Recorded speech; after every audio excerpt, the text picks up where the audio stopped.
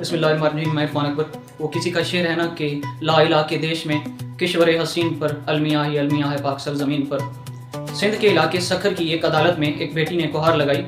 کہ جج صاحب میرا بیان نوٹ فرما لیں. میں اپنے باپ کی پگڑی بچانے کی خاطر اس کے ساتھ جا رہی ہوں، مگر یاد رکھنا ان لوگوں نے مجھے قتل کر دینا ہے. یہ کہانی ہے ایک ایسی بد نصیب لڑکی، ایک عورت گلبھارو کی، جس پہ اس کے ہسبینڈ نے بد چلنے کا الزام لگایا اور اس کو قتل کرنے کی کوشش کی، مگر وہ کسی طرح بچتے بچاتے وہاں کی مقامی پولیس تھانے میں جا پہنچی اور وہاں پہ پناہ مانگی. تو تھانے والوں نے فوراً ہی کارروائی عمل میں لائی اور اس کو دارالمان میں جمع کروا دیا. اور دارالمان میں جب اس کو جمع کروایا گیا تو اس کے بعد عدالت میں اس کی سنوائی ہوئی تو جج کے سامنے اس کے باپ نے اپنی پگڑی اتار کر اپنی بیٹی کے پاؤں میں رکھ دی اور اپنی عزت کا واسطہ دیتے ہوئے بولا کہ میرے ساتھ چلو، میں تمہیں کچھ نہیں کہتا. تو اس وقت اس ہوا کی بیٹی نے جج صاحب کو کہا کہ جج صاحب میرے باپ نے میری اپنی پگڑی اتار کر میرے پاؤں میں رکھ دی ہے، جو کہ عزت سمجھی جاتی ہے ہمارے ہاں، جو پتہ نہیں کتنے دنوں کی خون کی پیاسی تھی. تو اس پگڑی کی خاطر میں اس کے ساتھ جا رہی ہوں اور یہ جو علاقے کے معززین آئے ہوئے ہیں جو اپنے بہاؤ پہ مجھے لے کے جا رہے ہیں، یاد رکھنا ان لوگوں نے مجھے قتل کر دینا ہے. مگر جج صاحب نے اس وقت اس کا بیان نوٹ بھی کر لیا اور اس کو اس کے ساتھ ان لوگوں کے ساتھ بھیج دیا. مگر دکھ کی یہ بات ہے کہ 2026 میں مئی کے اس مہینے میں اس لڑکی کی کہانی ہے، اس عورت کی کہانی ہے. وہ جو جوان لڑکی تھی، جوان عورت تھی، جس کو پتا تھا کہ اس کو قتل کر دیا جائے گا، مگر اپنے باپ کی عزت رکھنے کی خاطر وہ اس کے ساتھ چلی گئی اور ٹھیک 2 سے 4 دن بعد پتا چلا کہ اس کے اپنے سگے ماموں نے گولیاں مار کر اس کو قتل کر دیا.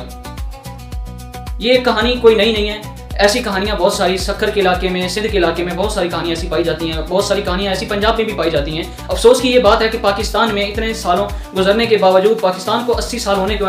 بنے ہوئے کو، مگر ابھی تک ایسی کہانیاں، ایسی عزت کی چادریں، ایسی عزت کی عصمت داریاں ابھی تک بھی موجود ہیں اور ہم اس کو ختم نہیں کر پا رہے. ہم نے دیکھا کہ پنجاب میں 2002 میں ایک واقعہ پیش آیا مختار مائی کے نام سے، جس عورت کے بھائی پہ یہ الزام لگایا کہ اس نے سو کالڈ مشہور یا کسی بڑے معزز قبیلے کی ایک لڑکی کے ساتھ بدتمیزی کی ہے، بدچلنی کی ہے. تو اس کے سزا کے حصے میں اس کی بہن کو سزا یہ دی گئی کہ وہ، اس لڑکی کی عمر کم عمر تھی، اتنی زیادہ عمر نہیں تھی، اس کی عمر 16 سے 17 برس تھی، اور اس لڑکے کی بہن کو یہ سزا دی گئی کہ اس کے ساتھ زیادتی کی جائے. 5 سے 6 بندوں نے اس کے ساتھ مل کے اجتماعی زیادتی کی اور اس لڑکی نے اپنی ہمت نہیں ہاری اور انٹرنیشنل لیول تک اپنا کیس پہنچا دیا اور میڈیا کے یہ کیس کئی دن تک میڈیا کی زینت بنا رہا. اور ہم نے دیکھا کہ وہ عورت آج بھی اسی مقام پر ہے، اسی علاقے میں ہے اور اپنے علاقے میں بہت سارے ایسے کام کروا رہی ہے جس سے علاقے کی عزت میں اور اضافہ ہو، اور نہ کہ ایسی کوئی حرکت ہو جس سے کوئی بہن بیٹی اپنی عزت بچاتی پھر رہے. لیکن لوگوں کا ایک یہ سوال بھی تھا کہ 8 مارچ والے دن وہ جو سو کال آرگنائزیشن تنظیمیں اکٹھی ہو جاتی ہیں اور عجیب و غریب قسم کے ہر سال نئے ڈرامے اور نئے سلوگنز تیار کیے جاتے ہیں کہ اپنا جسم اپنی مرضی، اپنا کھانا خود گرم کر لو، میں ایسے بیٹھوں ویسے بیٹھوں، تمہیں کیا، اپنی آنکھوں پہ پردہ ڈال لو. یہ ساری تنظیمیں اس وقت کہاں ہیں کہ جب اقبال بہادر، ایک سکھر کے علاقے کی بیٹی نے اپنی کوہار لگانے کے باوجود سسٹم کے منہ پہ ایک تماچا مارا اور بولا کہ سسٹم کو بتایا جھنجھوڑا کہ یہ مجھے قتل کر دیں گے، لیکن اس کے باوجود بھی ان کو خبر نہ ہوئی اور 4 دن بعد اس کو قتل کر دیا گیا. یہ ایسے بہت سارے قصے اور بھی سننے کو ملتے ہیں اور بہت سارے کیسز ایسے بھی ہوتے ہیں جو رپورٹ بھی نہیں ہو سکتے اور بہت ساری ہوا کی بیٹیاں ان 4 دیواریوں کے اندر ہی گھٹ کے مر جاتی ہیں یا ان کو مار دیا جاتا ہے. تو یہ کیسز بار بار ہوتے رہیں گے جب تک ہم اپنے اندر اس جہالیت کو ختم نہیں کریں گے. اور سب سے پہلی بات آپ کو بتاتا چلوں، ٹھیک ہے، ہمارا سسٹم، ہمارا جو دین اسلام ہے، اس میں ایک سزا رکھی گئی ہے کہ ایک عورت جس کے اوپر اگر زنا ثابت ہو گیا ہے، اگر وہ شادی شدہ ہے تو اس کو کوڑے نہیں بلکہ سنگسار کیا جائے اور لڑکے کو کوڑے مار کے مار دیا جائے. لیکن ایک اور بات بھی یاد رکھی جائے، یہ قانون اس سسٹم کے لیے جہاں پہ اسلامی نظام رائج ہو. آپ کو بتاتا چلوں کہ ہمارا پاکستان بے شک اسلامی جمہوریہ پاکستان ہے، مگر یہاں پہ اسلام کا نظام نہیں پایا جاتا. یہاں پہ اپنا ہی الگ لیول کا اور اپنا ہی انگریز کا یا ویسٹ کلچر کو یا پھر ایک مکسچر بنا کے ایک ایسے نظام کو فالو کیا جاتا ہے کہ جس میں اسلام کے طور طریقے یا پھر اسلام کی سزائیں یا پھر اسلام کے مطابق قوانین یہاں پہ لاگو نہیں کیے جاتے. تو یہ بتاتا چلوں کہ یہ سزائیں اب ہمارے اس معاشرے میں رائج نہیں ہو سکتی. تو ان لوگوں کو کون بتائے جو لوگ اپنی عزت بچانے کی خاطر، ان پگڑیوں کے بچانے کی خاطر، جو پگڑیاں پتہ نہیں کتنی بہن بیٹیوں کی لاشوں سے جکڑ کر بنی ہوئی ہیں یا پھر ان میں بھیگی ہوئی، ان کے خون میں بھیگی ہوئی ہیں، ان کو کون بتائے ان رستوں پہ جن رستوں پہ وہ چل رہے ہیں. یہ راستے وہ نہیں ہیں جو دین محمد عربی صلی اللہ علیہ وسلم نے جو راستے بتائے تھے. یہ راستہ وہ نہیں ہے، یہ وہ علاقے، یہ وہ دین نہیں ہے اور یہ وہ سسٹم نہیں ہے کہ جس کے اندر رہ کے ہم وہ سزائیں یہاں پہ نافذ کی جا سکیں. اور میں آپ کو بتاتا چلوں کہ وہ تھاٹس، وہ آئیڈیالوجیز جس کو فالو کرتے ہوئے ہماری آج کل کی آرگنائزیشنز، عورت کی تنظیمیں جو عورت کے حقوق کے بارے میں بولتی ہیں،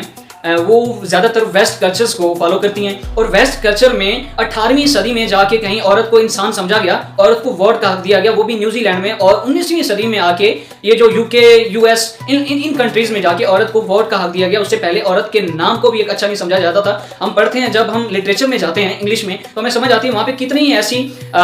ناول نگار تھیں جو اپنے نام کی بجائے مرد کے نام کو استعمال کرنا زیادہ اہم سمجھتی تھی، کیونکہ جب عورت کا نام سامنے آتا تھا تو کوئی بھی اس ناول کو پسند نہیں کرتا تھا، کوئی بھی اسٹوری کو پسند نہیں کرتا تھا، چاہے اس کریکٹر میں اس کردار میں دم ہو یا نہ ہو، اگر ایک عورت کا نام اس ناول نگار کے طور پہ لگ گیا ہے تو اس کو پسند نہیں کیا جاتا تھا۔ آپ کو بتاتا چلوں کہ یہ جو ووٹ کا حق، یہ جو عزت کا حق، یہ جو انسان ہونے کا حق ایون کہ جو ہم نے عورت کو 18ویں 19ویں صدی میں دیا، یہ حق آج سے 1600 سال پہلے ہمارے نبی نے عورت کو دیا، عورت کو عزت بنایا، عورت کو ماں بہن بیٹی یہ والے رتبے دیے، اور اس کو پورا کا پورا وراثت تک میں حصہ دیا، پورا کا پورا ایک سسٹم دیا جس کے تحت عورت وہ جو دبی ہوئی تھی، وہ جس کو پیدا ہوتے ہی مار دیا جاتا تھا، اس کو ایک عزت ایک مقام ملی۔ اور آج ہم نے اسی سسٹم کو اسی نظام کو برا سمجھتے ہوئے ہم نے ویسٹ سسٹم کو سمجھنا شروع کر دیا ہے، اور زیادہ تر ہمارے علاقوں میں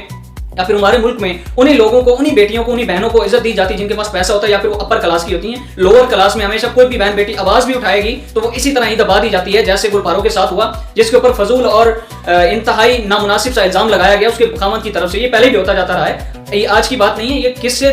یہ ماضی کے بھی یہ قصے ہیں، ماضی میں بھی ایسی چیزیں دہرائی جاتی رہی ہیں۔ اور آپ کو بتاتا چلوں، اور یہ جو ہمارا سسٹم، پاکستان کا سسٹم جو آج عورت کی آواز نہیں سن رہا اور اپنے آپ کو اسلامی جمہوریہ پاکستان کہلواتا ہے، اس سے پہلے بھی اسلام میں عورت کی آواز سنی گئی۔ ایک نہید نامی عورت جس نے یہ پکار لگائی کہ عرب کی سرزمین پر، وہاں پہ جو اس وقت کا خلیفہ تھا اس کو خط بھیجا اور کہا کہ میں قید میں ہوں یہاں سندھ میں، وہی سندھ کا علاقہ، یہیں پہ ایک نہید نامی عورت نے کہوار لگائی، آواز بلند کی کہ میں یہاں پہ اور مجھے بچا لو اگر بچا سکتے ہو۔ تو وہاں پہ اس وقت محمد بن قاسم وہاں سے چلا، کہاں عرب کی سرزمین اور کہاں پہ سندھ کا یہ علاقہ جو پاکستان کا حصہ ہے، اس نے وہاں سے آ کے اس علاقے کو فتح کیا اور نہید کو چھڑوایا اور یہاں سے لے کے وہاں وہ اس کو واپس بھیجا عرب کی سرزمین میں۔ تو یاد دلاتا چلوں یہ وہی سرزمین ہے جہاں پہ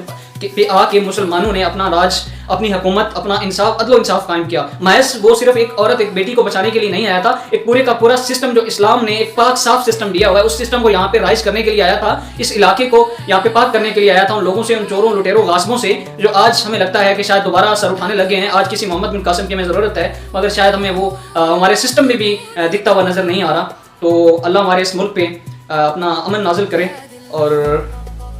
فی امان اللہ۔